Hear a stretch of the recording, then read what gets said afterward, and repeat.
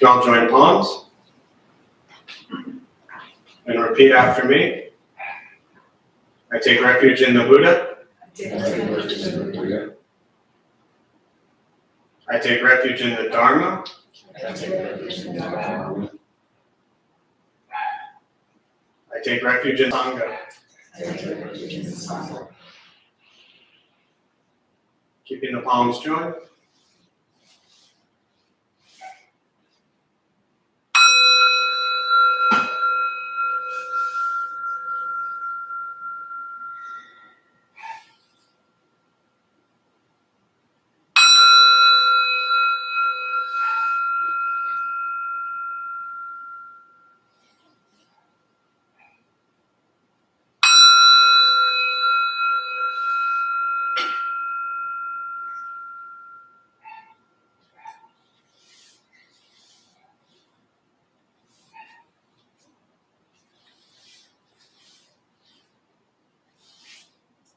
Palms down.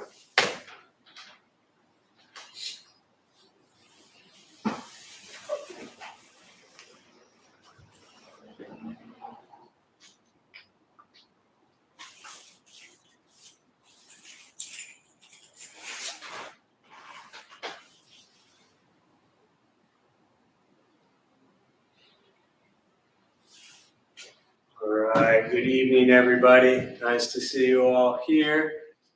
Thanks for showing up to this very most special meditation night as I continue the 4-week series of filling in for Alex's departure, and as we anxiously await Bettina's arrival. So I'm doing my best to pretend I know what I'm talking about here.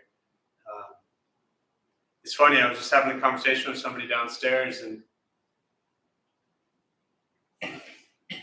what I said to them was, I don't really spend much time, if any time, thinking about Buddhism. And I don't know that that was anything that I'd ever necessarily said in that manner. And I could tell he was kind of surprised by that. And I think even when I said it, and then shortly thereafter, I really didn't give it much thought about what I had said about not thinking about Buddhism much. But over the last hour, since he left, I've then thought about what I said.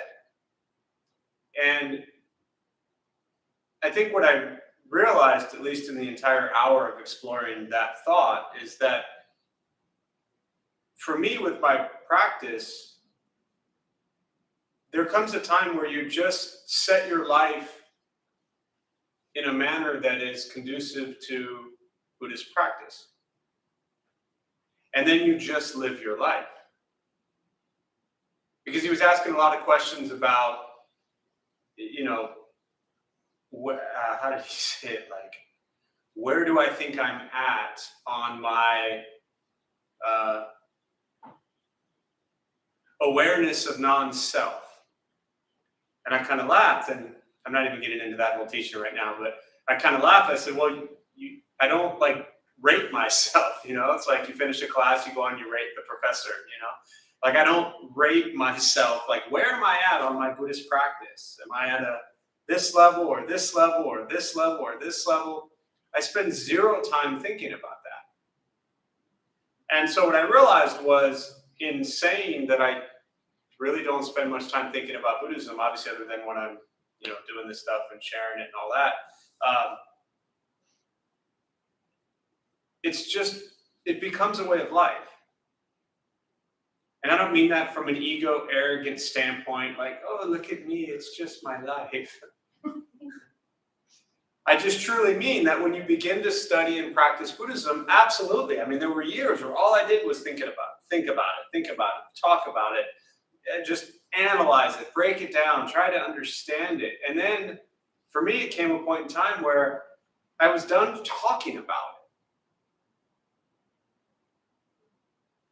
it. And then structured my life in a way that I was living or attempting to live everything I had just spent years talking about. Because what I see very often in Buddhist kind of circles, communities, sanghas, is not even just from the people in it, but even the leaders who just talk about Buddhism. But how are you actually integrating it into your life? How is it actually becoming your life? Because if it doesn't play out into your life, then what's the point of talking about it? So I've only pondered that for an hour, so I have more pondering to do, which is really reflecting on what does it actually mean for me to say I don't think about Buddhism that much. And I guess if I have any message other than just random rambling right now, since you're the first group I've seen since this happened an hour ago,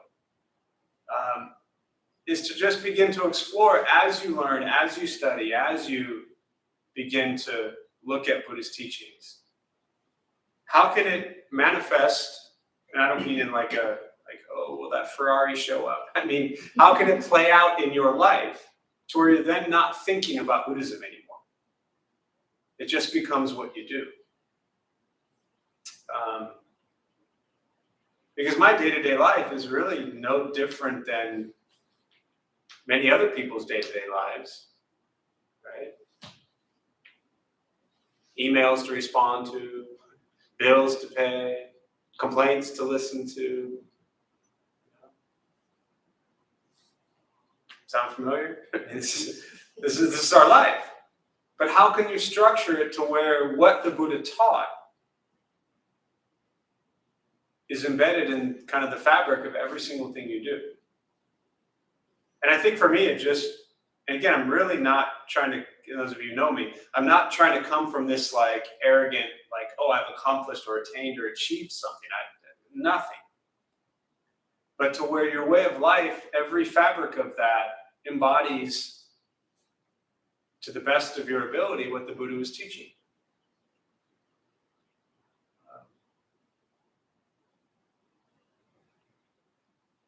So yeah. Sure. Well, do you have a question already? Not based on that. Oh, But thank you. Totally different? Yeah, go ahead. I just have been meaning to ask you this from the last Wednesday I Yeah. was here. Have you ever done loving kindness? I mean, I know you've done loving kindness, but have you subbed in on a Wednesday or another for Alex where you've done the loving kindness? Because selfishly, before the Wednesdays are done, I would like to hear you do your version of it. Oh, you want me to do loving kindness? You want the asshole, mean, bully guy, the Zen dude to do loving kindness? Who doesn't want more loving kindness? Who doesn't want Thank more you. loving So kindness? this lovely Just, woman in yes. beautiful red Well, wants us to. maybe since you asked so nicely, I'll do loving kindness next week. Okay, all right. I can only ask for consideration. Yes, I will ponder it. Okay. Fair enough. Yes. I will ponder it. Yes. No pressure. So with that, we will do a meditation practice, which definitely won't be a loving kindness practice because I wouldn't want to do any of that stuff tonight. So, all right. And to those who are joining virtually, thanks for joining. Feel free to say hello. There's a chat box somewhere on your screen. For those who are maybe sitting for the first time or sitting with me for the first time, a couple things to tell you: nothing's going to happen to you. You're not going to float away. You won't have any mystical, magical experiences. The mind that races all day long is not going to shut off. Don't judge your practice. I mean, don't ask yourself, is it working or not working? Are you doing it right or wrong? We're just going to sit. We're going to breathe. You'll hear sounds inside, sounds outside. This is life. Life is filled with chaos. And this practice is learning to get quiet and still with all of the chaos. Posture, you just want to be comfortable. If you aren't a cushion, often helps. Slide in the front third. Pushing the stomach forward allows the back to straighten. Same thing if you're on a bench or a chair. Just trying to sit up straight, relaxing the shoulders. Hands can be on the knees or in the lap, whatever's comfortable. If you need to move, simply move. Doesn't make you a bad meditator. I'll guide us as we begin, and we'll settle into a little bit of silence. Most important, do not expect anything. You're just going to sit and breathe.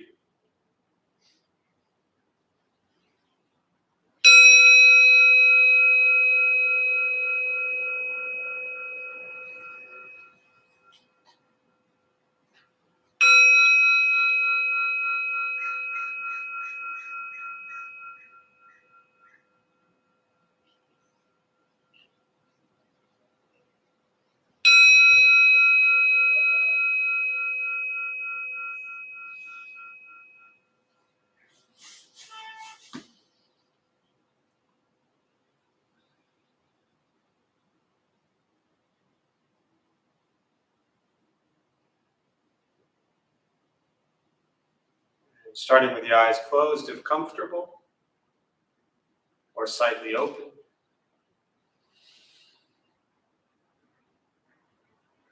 Mouth is open or closed. We'll start with taking 3 deep breaths, slowly.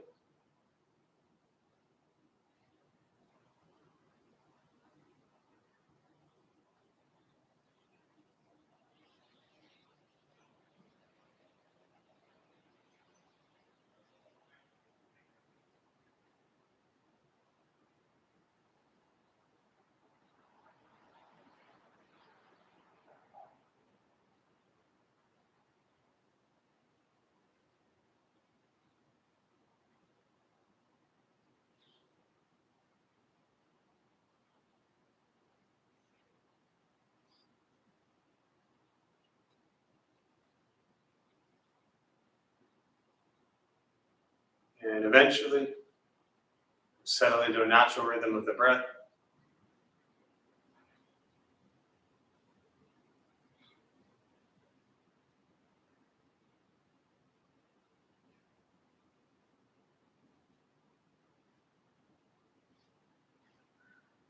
Noticing the mind as it wanders, jumping from thought to thought.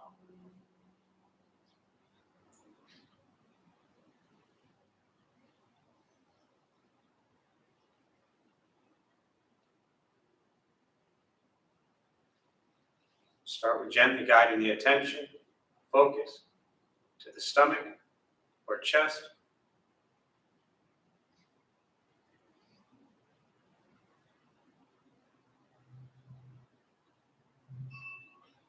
Breathing in, feel them rise.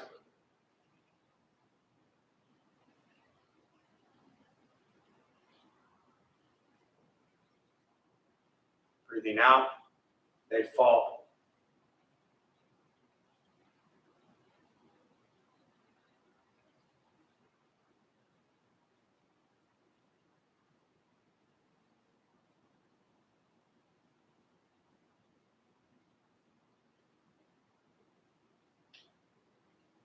Simply continue this practice, observing sensation of breath.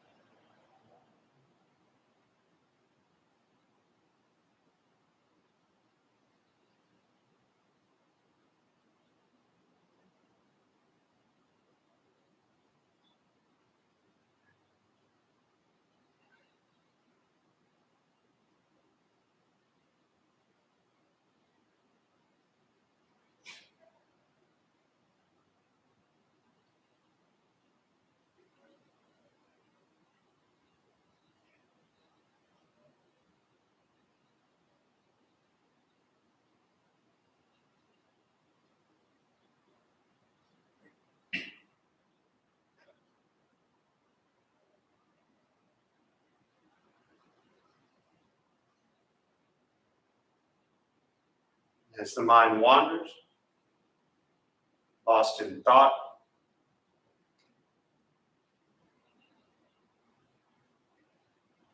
recognize it.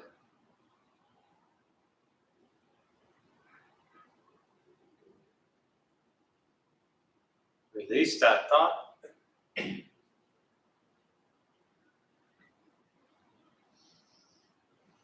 Return attention, focus to the breath.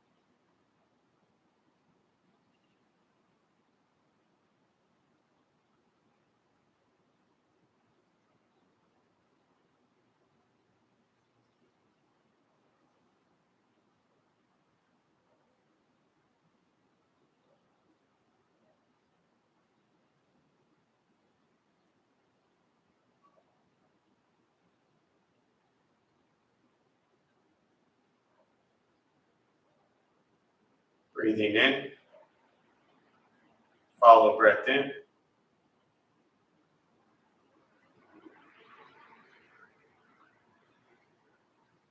Breathing out,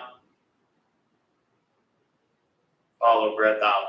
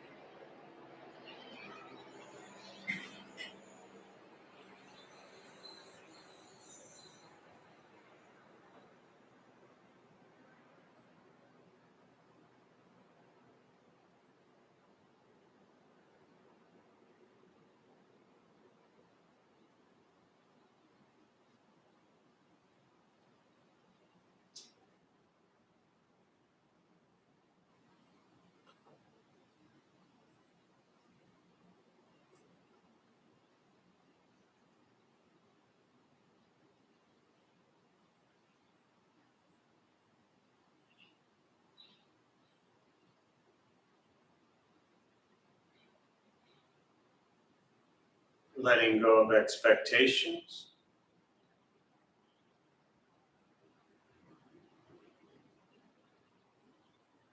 letting go of judgments from the practice.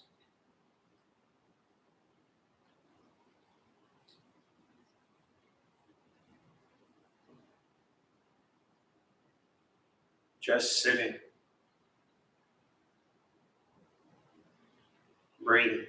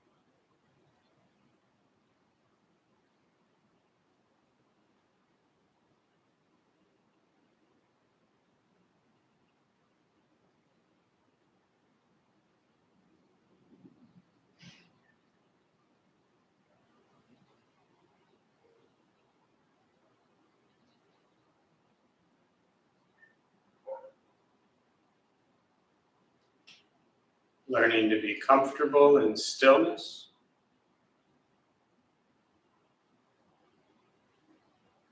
In quiet.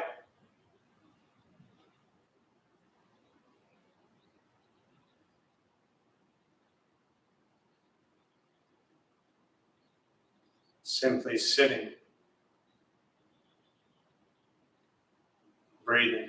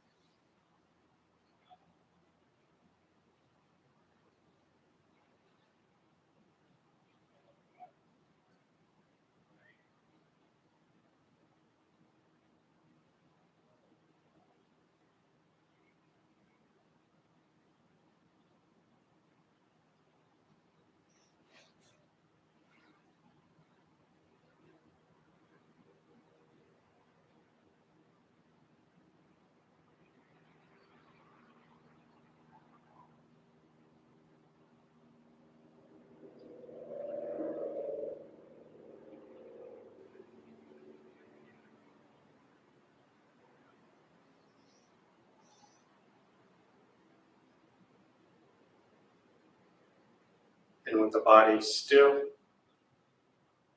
rested,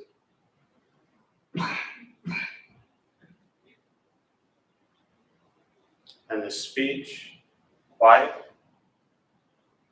aware of all sounds,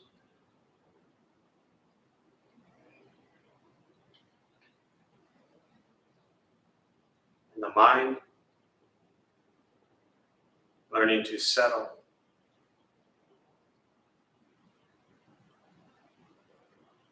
Know what it's like to just sit and breathe.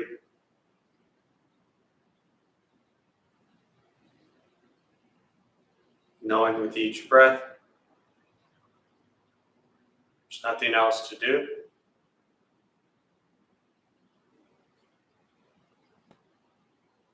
Nowhere else to go.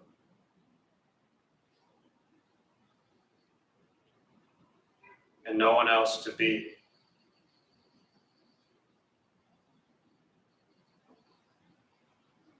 Everything beautiful, exactly as it is. Sitting, breathing.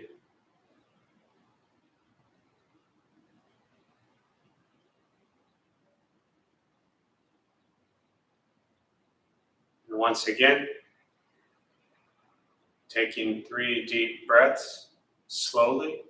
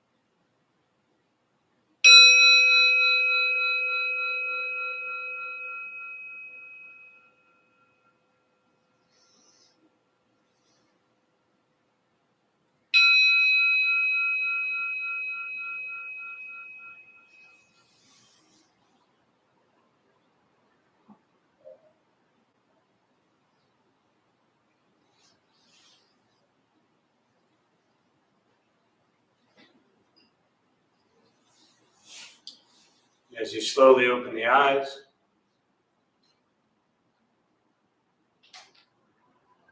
slowly beginning to move.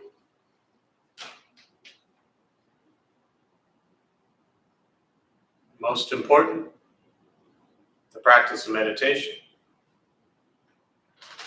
To recognize how you feel now, immediately after.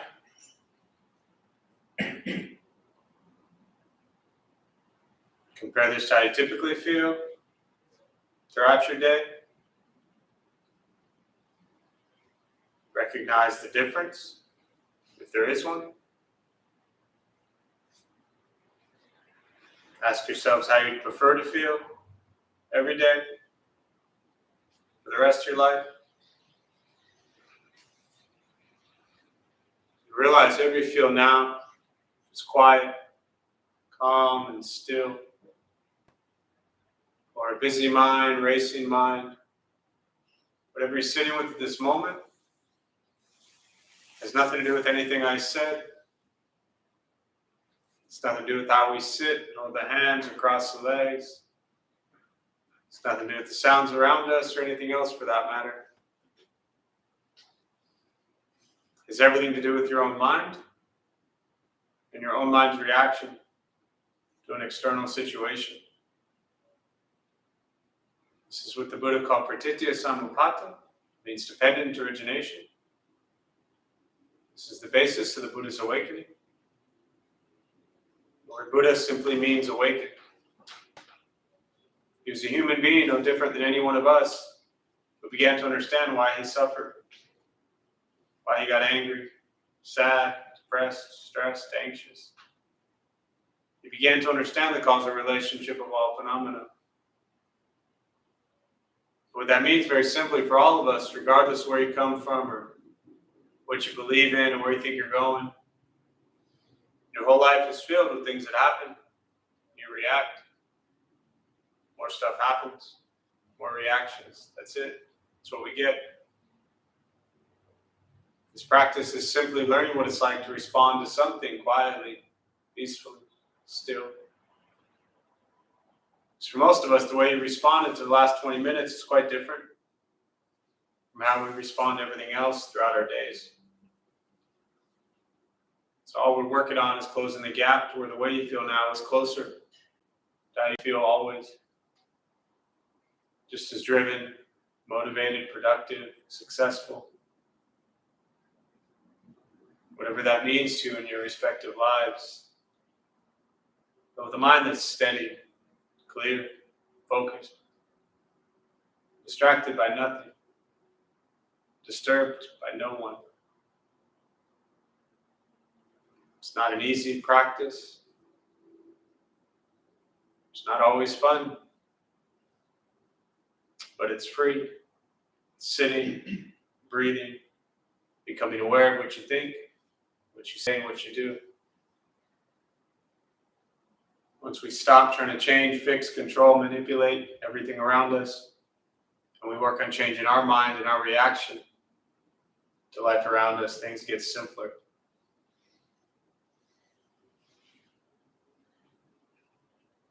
But it takes time.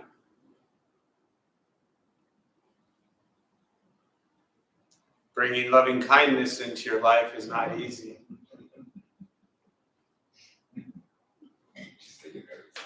Did you write that down? Yeah, it's the interesting thing about, and I'll touch on it only to point out that I'm not touching on it, but I think which is completely different from loving kindness or metta meditation, but when we just look at the words loving kindness, forget Buddhism for a minute and just think about the two words, to be loving and to be kind. And I think the entire body of the Buddhist teachings is that. I mean, if we look at the core of what he was teaching 2,500 years ago to monks and nuns and the lay people, it was how to be loving and kind to yourself first and everybody else that you encounter. And I think the more we bring this practice of generosity and morality and patience, diligence, concentration, wisdom, the more we bring these things into our lives every day,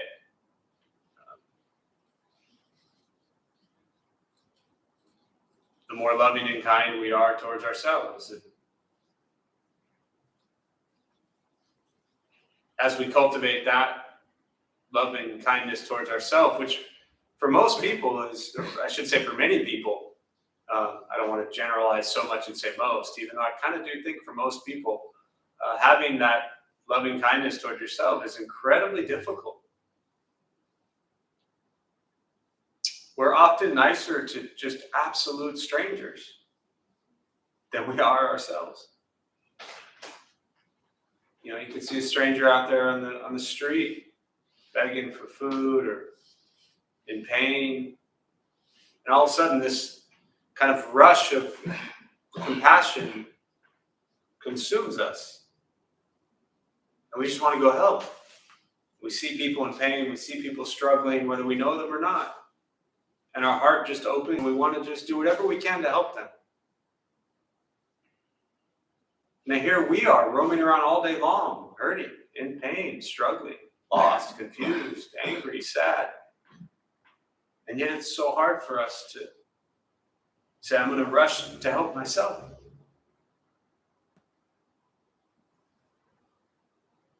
And I understand that,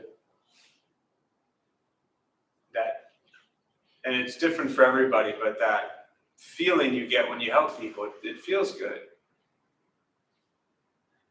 And, people often ask, like, well, what if I'm only helping because it makes me feel better? Well, keep helping. Don't stop just because it makes you feel good.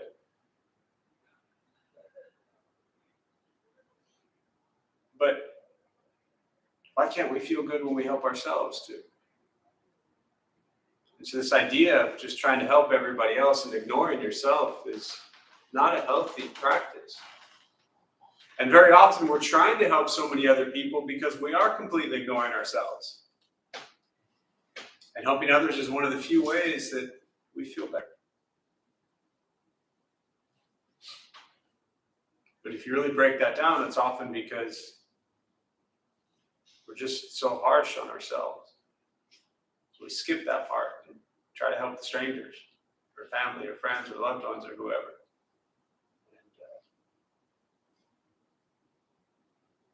Having that, I think, awareness of how to bring some compassion, self-love, self-care, loving kindness into your life is important. So I'll just pause there. And for me, I always just prefer to respond to questions, meditation, Buddhist practice, anything that you're sitting with. And we can use the rest of our brief time this evening for that. And again, for those who are joining virtually, nice to see you, or actually I can't see you at all, but nice to have you sit here with us. Feel free to chime in as you are. Chat box there if you have any questions. Feel free to put them there and I'll do my best to respond. So thoughts, questions, meditation, Buddhist practice, anything you're sitting with, and we'll go from there.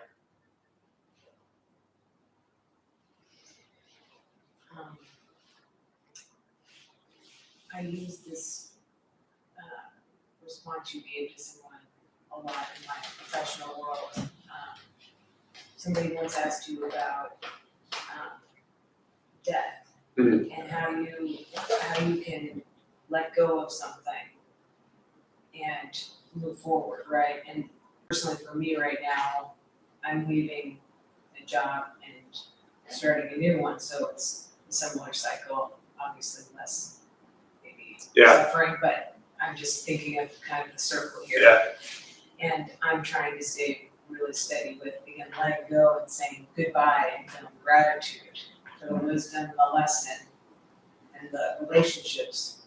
But also you want to move forward and, there's a saying, don't look back, but embrace what's ahead of you because you can't carry all of that with you emotionally, right? And that's my greatest challenge is that I'm so loyal and I appreciate so many relationships. I try to take them all with me.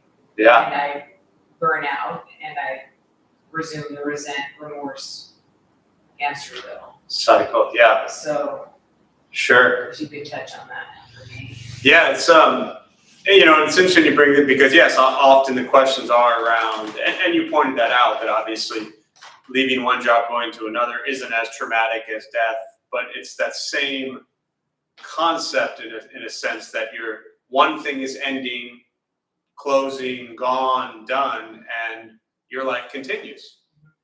And the challenge, and I'm just kind of paraphrasing for those virtually didn't hear it, really the challenge that you're asking about is how do we move into something else without carrying everything from the past with us? Right, and gracefully letting go.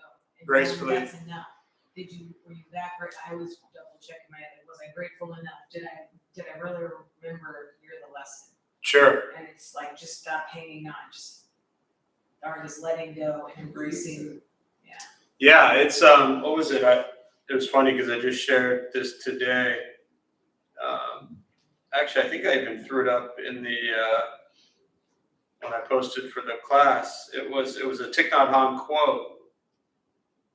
And at the top, it actually says letting go, but in like big letters, but the quote is letting go gives us freedom, and freedom is the only condition for happiness. If in our heart we still cling to anything, anger, anxiety, or possessions, we cannot be free.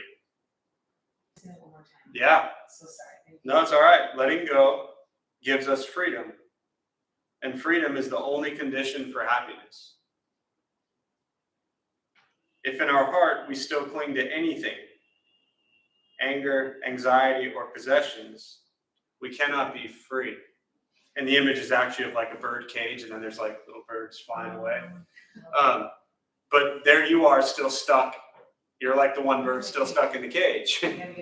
You know, you got like one wing over here, and another wing's over here, and you're like, I don't know, do I leave the cage? Do I stay in the cage? Can I just leave the cage and bring the cage with me? You know, it's just this mess.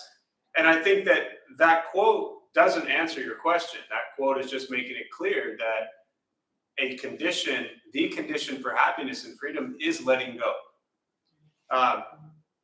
The challenge here is, as you kind of referenced or did reference, there's a lot of experiences, relationships, you know, job, things like that, that we've learned that are important to us, that have shaped who we are, and in many ways help us going forward.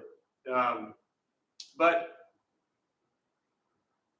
you know, the one thing that my mind keeps going to, and you've probably heard me share this, but I still remember this was, let's see, it's 28 years ago.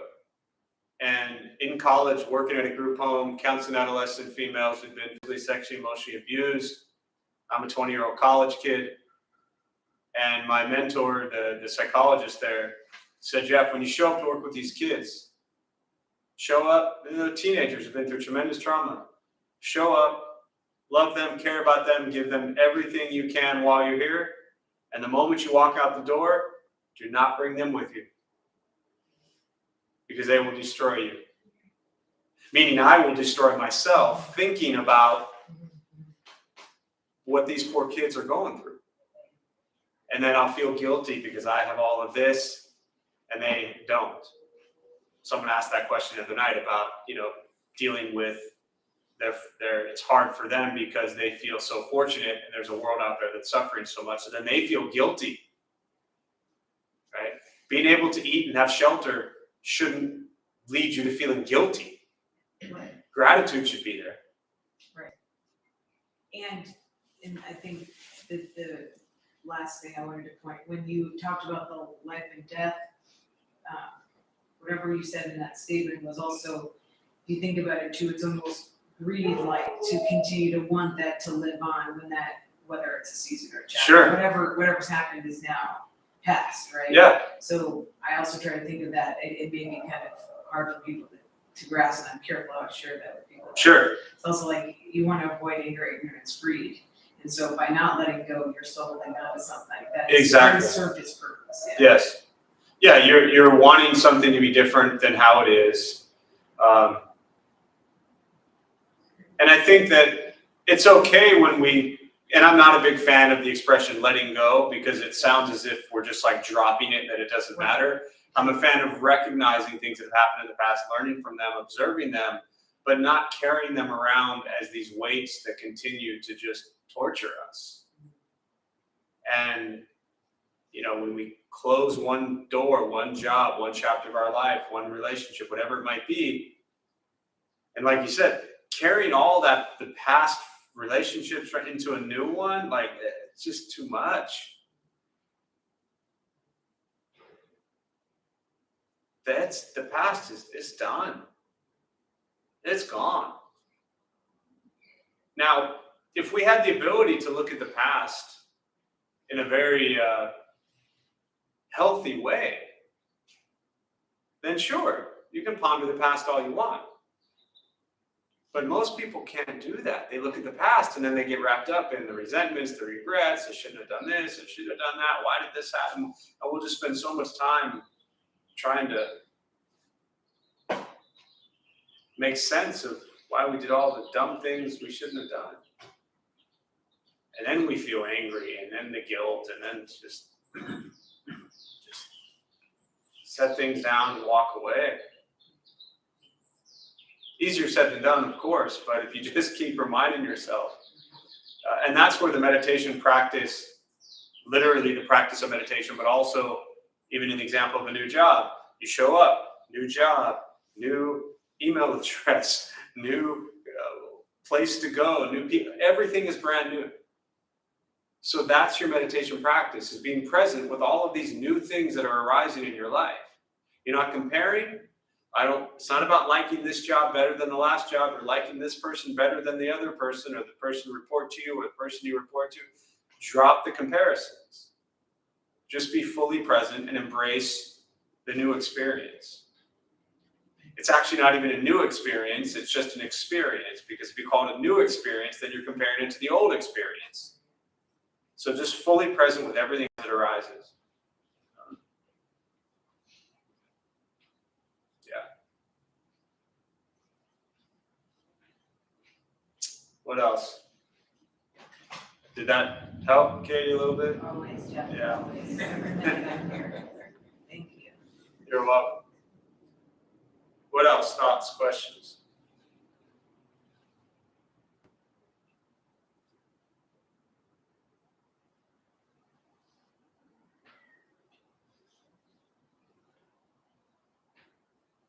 Do you know the Tower of Rock little story about the sweet rice and the monkey and the coconut? No, but you do. No, I don't want to tell. I thought maybe you would know. No, You would tell tell us. You can't just tease us all with a Okay, story about. Letting go. She always talks about somewhere where maybe there's a chain in a coconut, and the coconut has a hole in it with some sweet rice. Right? And this is how they get the monkey. The monkey goes in to get the sweet rice, it has to close its fist. But it cannot get out of the coconut unless it lets go of the rice. So it's just a Taurus. I'm gonna Google that She's story. one of my favorites. That's great. Yeah, we tend to we hold on to so much, Yeah. and it's just it literally destroys us.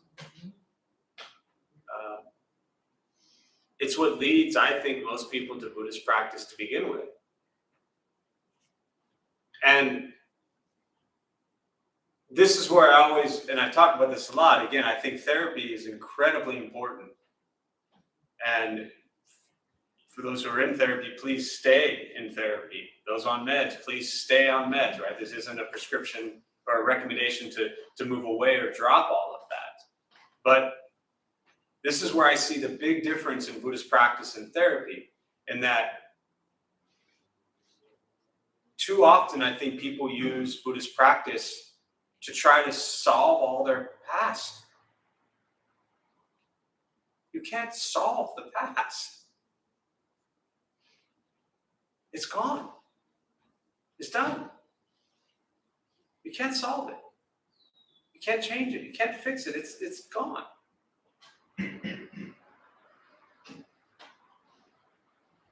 Therapy is there to help you break it down, understand it, process it, face it, be honest with it, express it, do whatever you need to do with it. Super important. But to use Buddhist teachings to try to make sense of all the past, I don't get that. Stuff happens. That's just life.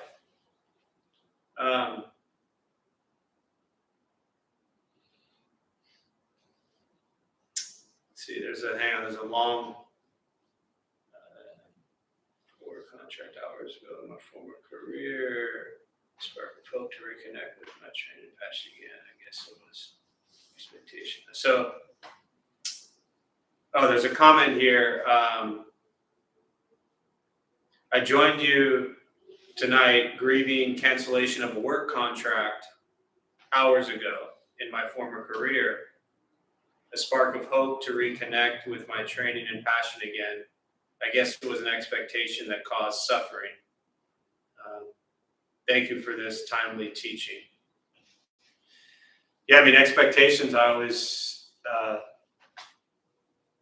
for me, it was the practice of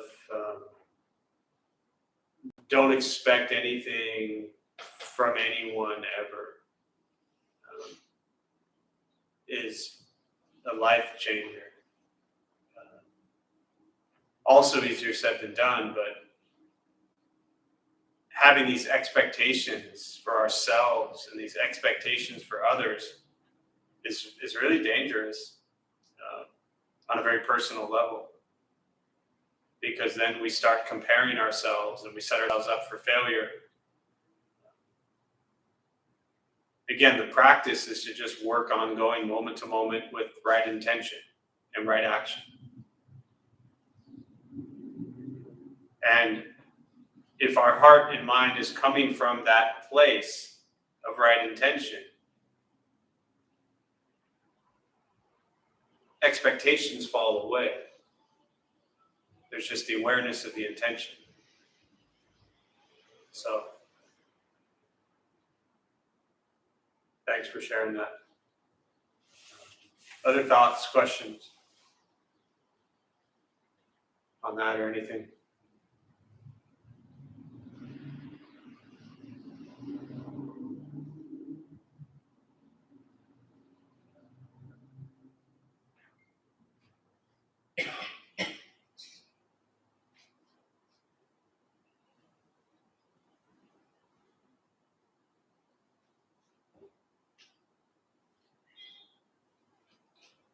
What are you thinking, Charles?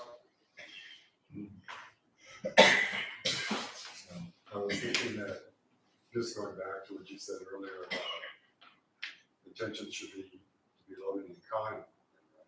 And that should be the intention. Yeah. Sounds so simple, right? I know. It does. Yet very difficult. Especially in having expectations too. Dropping expectations, incredibly difficult. Yeah. And, you know, that when we lack the loving kindness towards ourselves or others, it really, if you look at the Buddhist teachings of why we suffer, greed, anger, ignorance, that's called the three poisons, and that's it. And so when we see that the loving kindness is not there towards self or others, greed, anger, ignorance is always in play.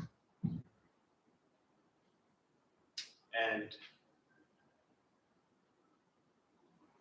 that's why we suffer. That's why we struggle. It's why we're challenged. It's why we lack the ability to have loving kindness towards self or others.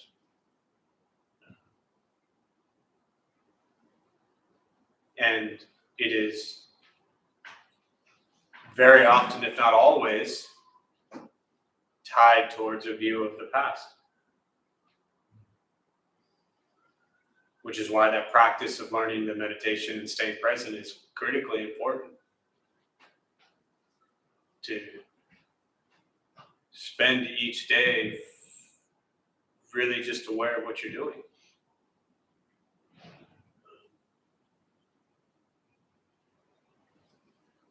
And that for me, and again, you know, and I definitely appreciate Katie's attempts to get me to do some loving kindness stuff. But for me as a Zen practitioner, it's what you're doing, and I say this with an asterisk, but what I'm about to say is what you're doing is not important. Obviously, you know, it's not harming people, but it's the fact that your mind is on something present. Because if your mind is on something present, what's it not on? Past, everything else. When our mind is in the past or thinking about everything else, how do we tend to feel? Not so great. So this practice of, and to me, this is what diligence is. The Buddhist teachings of staying diligent is keeping the mind focused on what you're doing. Obviously, with an awareness of what's going on around you, always, you know, to be aware, to not ignore the surroundings, but to keep the mind focused on present moment. I mean, it's Karate Kid: wax on, wax off. You know, paint the fence. When painting a fence, just paint the fence. Don't paint the fence and complain about the color of the fence and the size of the fence and how long you've been painting the fence. Just paint the damn fence. But we have a hard time doing that. So, what else? Anything else?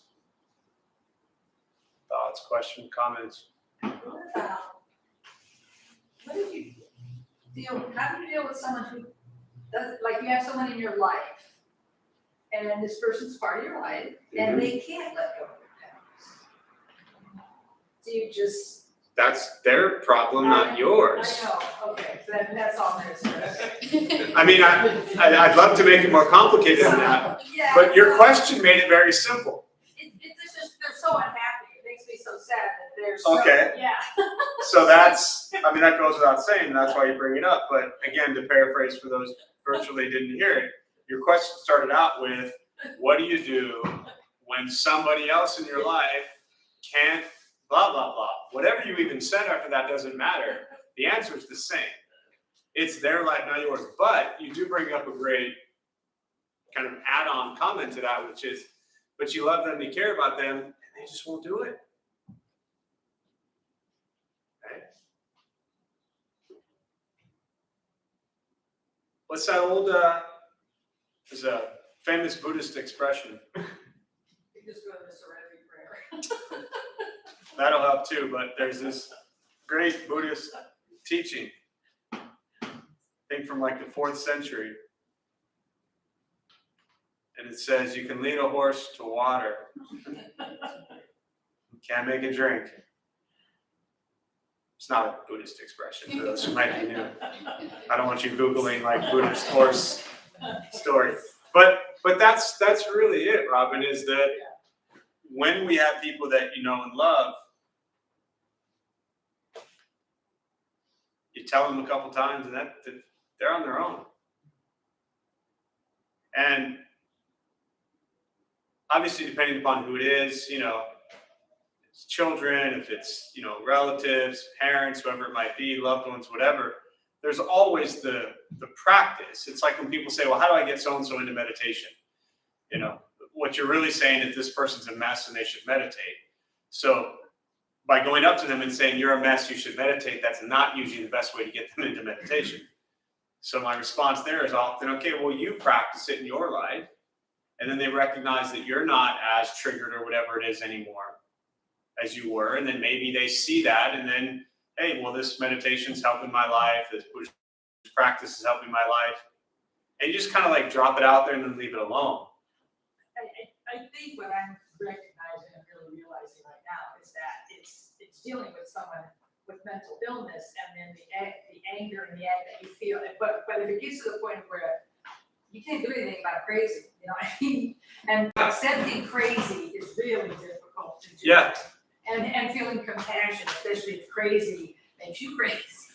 Well, so that's my point. The problem, very honestly, in loving and kindness way, is the problem is you. I run a Buddhist temple. Do you know how much mental illness we see around here? Right? And I mean that very seriously. Do you know how much that mental illness bothers me? 0. It's not my mental illness. It's theirs. It doesn't mean you don't love them. It doesn't mean you don't care about them. It doesn't mean you don't want them to get rid of their mental illness. But they have to do it. And I'm not going to ruin my life or my emotions because of their mental illness. I'm going to practice and share the teachings. And again, I'll kind of close with this thought, coming back to loving kindness. If you can't apply loving kindness to yourself, like taking care of your mental emotional health is the most loving kindness thing that you can do. Because if you don't take care of yourself, as you're saying, then everybody else has to deal with you.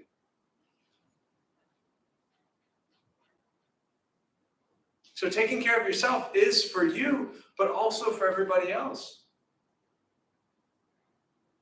But your practice is to just see their suffering and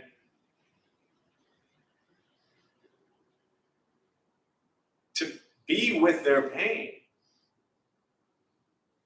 but you can't take it away. They have to do it. You know, the same kind of question comes up around addiction. Same thing. How do my loved one's an addict? How do I help them? You love them, but you can't take away their addiction. It's the same thing. So, yeah. All right, so I'm going to close on that. We'll join palms. May the benefit of this practice be shared with all beings in all directions. May all beings be at peace and free from suffering. May any merit gained from this practice be transferred to those who need it most.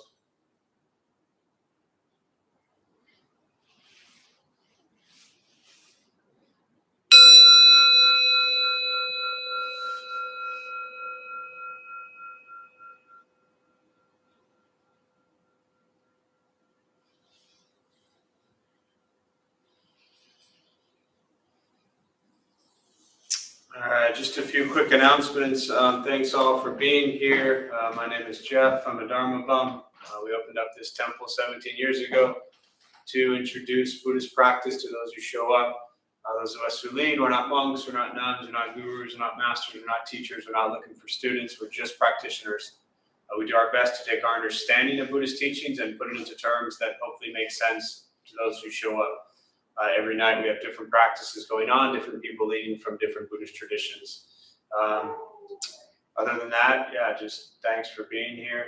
Quite a large recovery sangha, so anyone battling addiction, drugs, alcohol, whatever it might be, that meets a handful of times a week as well.